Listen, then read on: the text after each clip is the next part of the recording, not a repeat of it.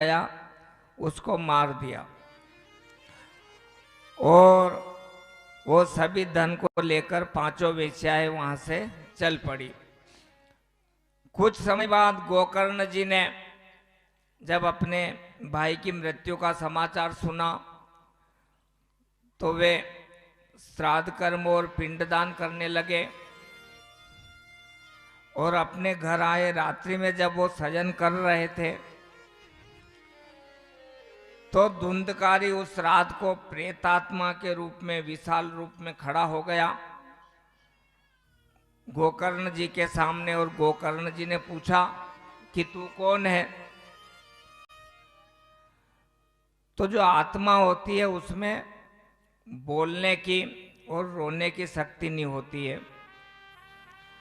गोकर्ण जी ने अपने कमंडल से जल के कुछ छींटे उस धुंधकारी पर डाले। तब धुंधकारी ने कहा कि मैं आपका ही भाई धुंधकारी हूँ और मैंने अपने कर्मों से ही अपने ब्राह्मण तत्व को नष्ट किया है और उन उल्टाओं ने मुझे तड़पा तड़पा कर मार डाला।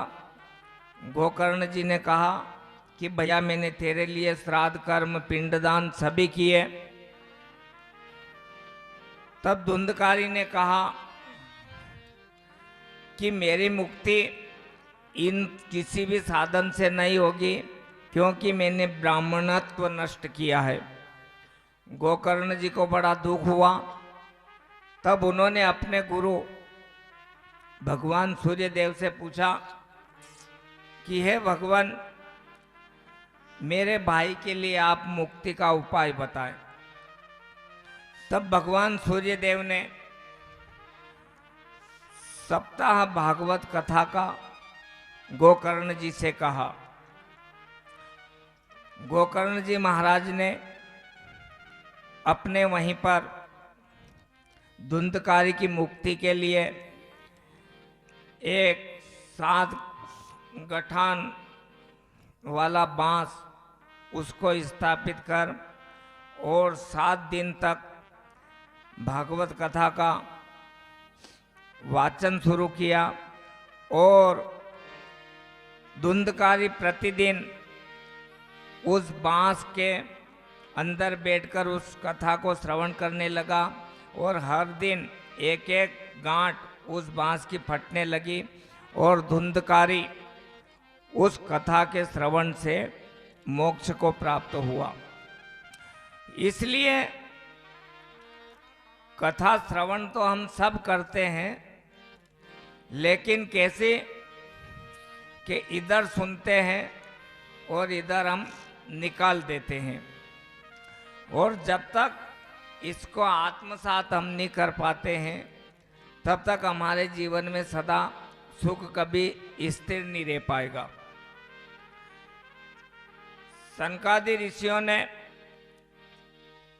नारद जी से कहा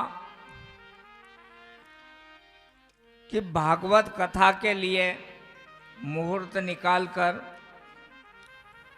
और कथा को श्रवण करवाने हेतु लोगों को आमंत्रित कर भाद्रपद, आश्विन, कार्तिक, मार्गशीर्ष, आषाढ़ और श्रावण मास ये कथा के लिए मुख्य माने गए हैं। इनमें आपको भागवत कथा करना चाहिए। भागवत कथा का वातावरण बिल्कुल शांत हो, कथा स्थल पर चौका लगाना, झाड़ू लगाना, जल सेवा, फर्श बिछाना और सुंदर मंडप बनाकर केलों से सजाना चाहिए और निस्वार्थ भाव से ही भागवत कथा का कहना और सुनना भागवत धर्म है। और जो भी यजमान है उनको नित्य ब्रह्मचर्य का पालन करते हुए सात्विक रूप से रहते हुए और विषय विकारों से मुक्त रहते हुए इस कथा का श्रवण करना चाहिए। देखो आप, विरक्तो वैष्णवों और विप्रवेदा, विरक्त का अर्थ होता है जो इच्छा से रहित हो। एक तो उस साधक, दूसरा साधक है वैष्णव। और वैष्णव भी कैसा? वैष्णव जन तो तेने कहिए जो पीर पराई जाने रे, जो दूसरों को दुखी देखकर उसके मन में दया का भाव उपजता हो और अपनी परिस्थिति के अनुसार दूसरों को सुख देने के लिए तत्पर रहता हो। और तीसरा विप्र वेदः, ब्राह्मण ऐसा जो वेदों का ज्ञाता हो, दृष्टांत और कथा को समझाने में पूर्ण रूप से निष्णांत हो। अब एक बार सोनकादि ऋषियों ने सूत जी महाराज से पूछा कि आपने सभी शास्त्रों का अध्ययन किया है, अतः संसार में मानव जीवन के कल्याण के विषय में आप बताएं, क्योंकि कलयुग में मनुष्य आलसी, रोगी और उपद्रव से ग्रसित होंगे। दूसरा प्रश्न सोनकादि ऋषियों ने पूछा कि भगवान कृष्ण ने जिस कार्य की अभिलाषा से देवकी के यहाँ प्रकट हुए, आप उस कार्य को बताएं। तीसरा, प्राणियों को पवित्र करने वाली भगवान की लीलाएं और परमात्मा के गोलोक धाम जाने के बाद धर्म किसकी शरण में गया, हमको आप ये बताएं। सूत जी ने कहा कि हे सोनकादि ऋषियों, आपने बहुत अच्छे प्रश्न पूछे हैं, अतः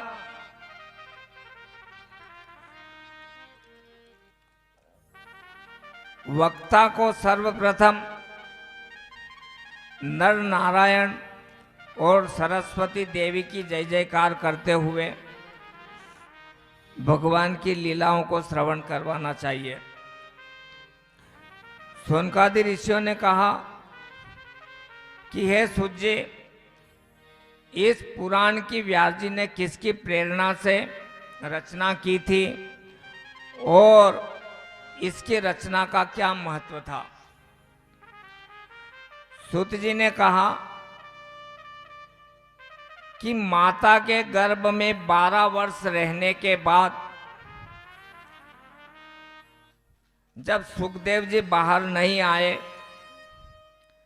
तब व्यास जी ने उस गर्भ को बाहर आने के लिए कहा, लेकिन सुखदेव जी ने अंदर से ही कहा कि अगर मैं बाहर आ गया तो मुझे परमात्मा की माया सताएगी और मैं इस माया के चक्कर में पड़कर अपने लक्ष्य को भूल जाऊंगा, और इसलिए मैं बाहर संसार में आना नहीं चाहता हूं। हाँ, यदि द्वारकाधीश इसका आश्वासन दे तो मैं बागता के गर्भ से बाहर आऊंगा। उसके पश्चात स्वयं नारायण ने जब सुखदेव जी को आश्वासन दिया तो वो माता के गर्भ से सीधे जंगल की ओर बढ़े गए। अब जंगल की ओर जब वो जा रहे थे तो रास्ते में कुछ सरोवर में मातृशक्ति स्नान कर रही थी।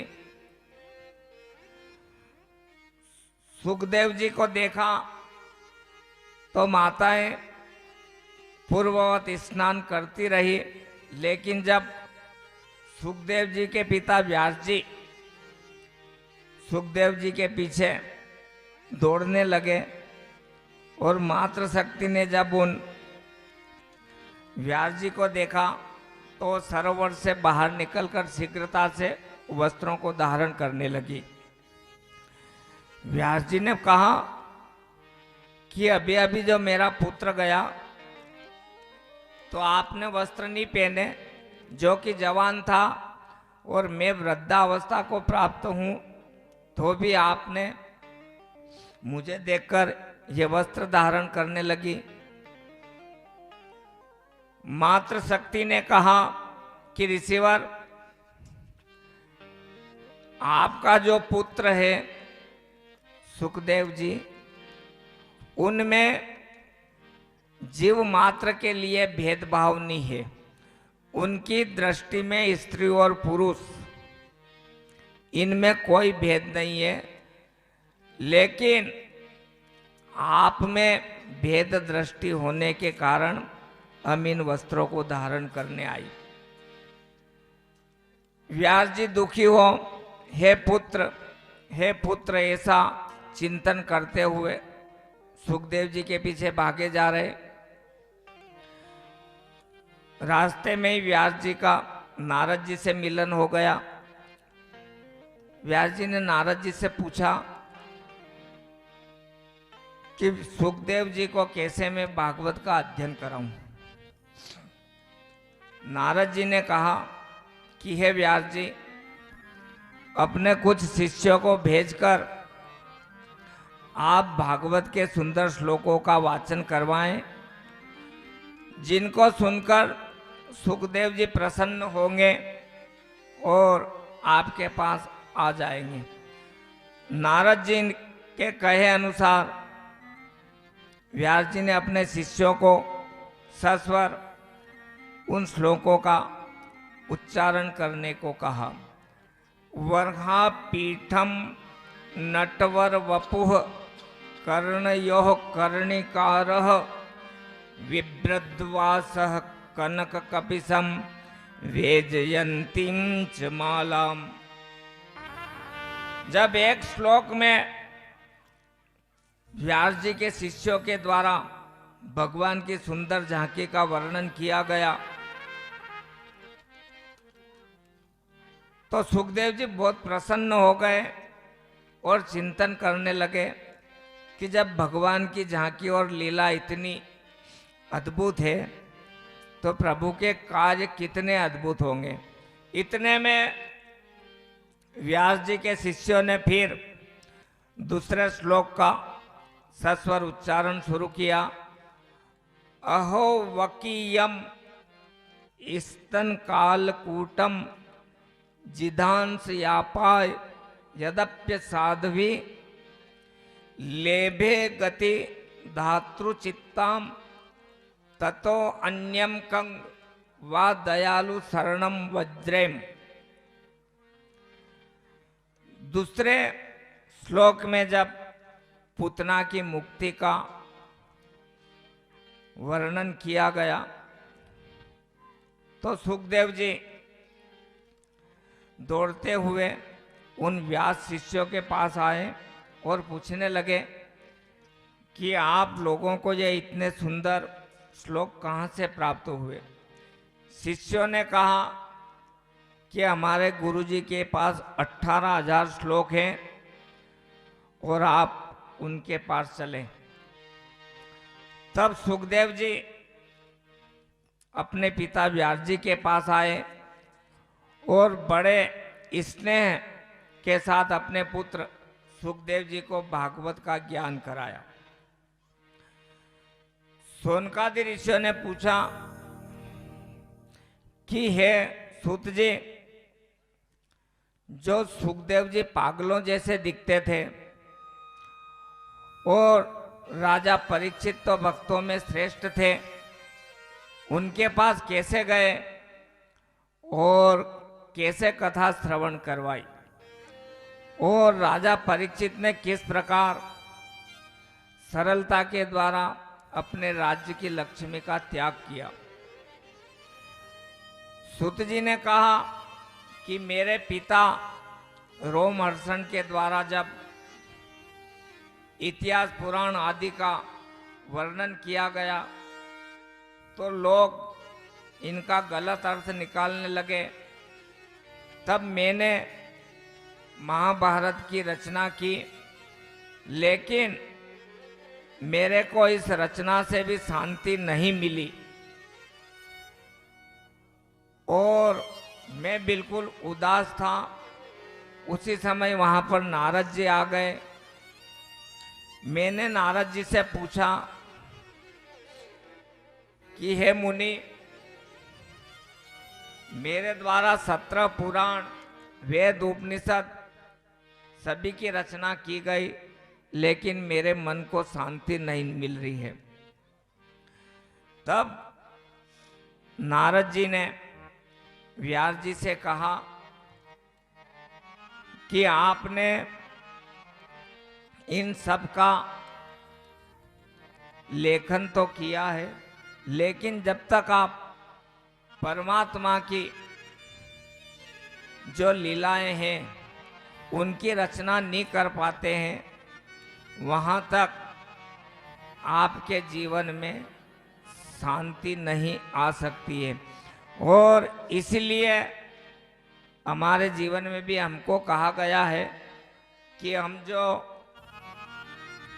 व्यर्थ की बातें, व्यर्थ का चिंतन, इन सभी विषय वस्तुओं में जुड़े रहते हैं, तो कुछ समय के लिए हमारे जीवन में इनका त्याग होकर और केवल परमात्मा के भजन से जुड़ने की जब हमारे जीवन में इच्छा जागृत हो, तभी हमारे जीवन में हमारे मन को शांति की प्राप्ति हो सकती है। देखो आप, जिस भजन में राम का नाम न हो, उस भजन को गाना ना चाहिए। जिस भजन में राम का नाम न हो, उस भजन को गाना ना चाहिए। चाहे कितना ही बेटा प्यारा हो, उसे सिर पे चढ़ाना ना चाहिए। चाहे बेटा कितना प्यारा हो, उसे सिर पे चढ़ाना ना चाहिए। बेटी कितनी प्यारी हो, उसे गली घुमाना ना चाहिए। अरे बेटी कितनी प्यारी हो, उसे गली घुमाना ना चाहिए। हरि बोल। जय हो।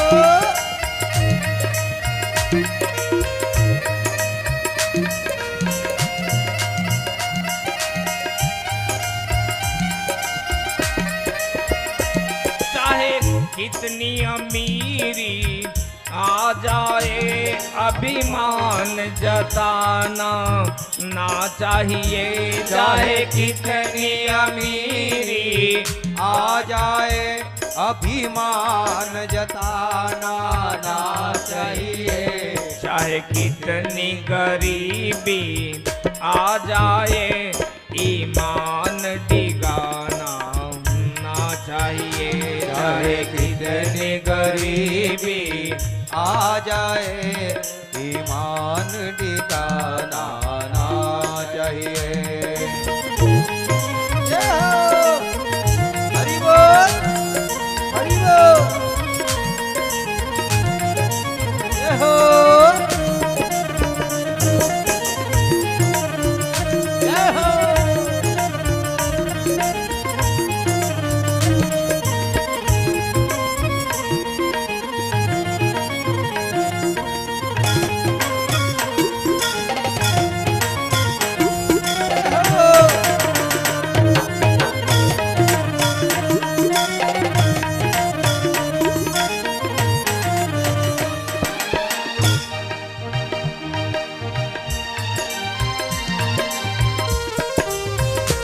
हरि बोल।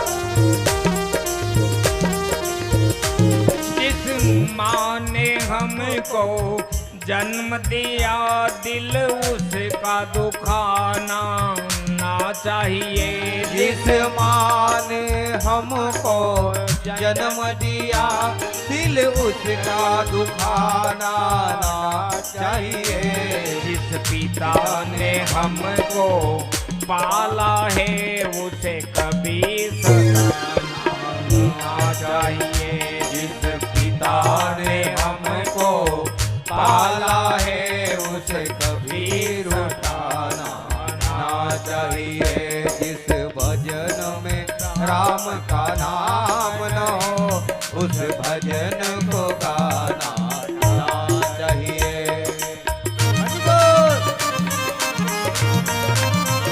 जय हो, जय हो।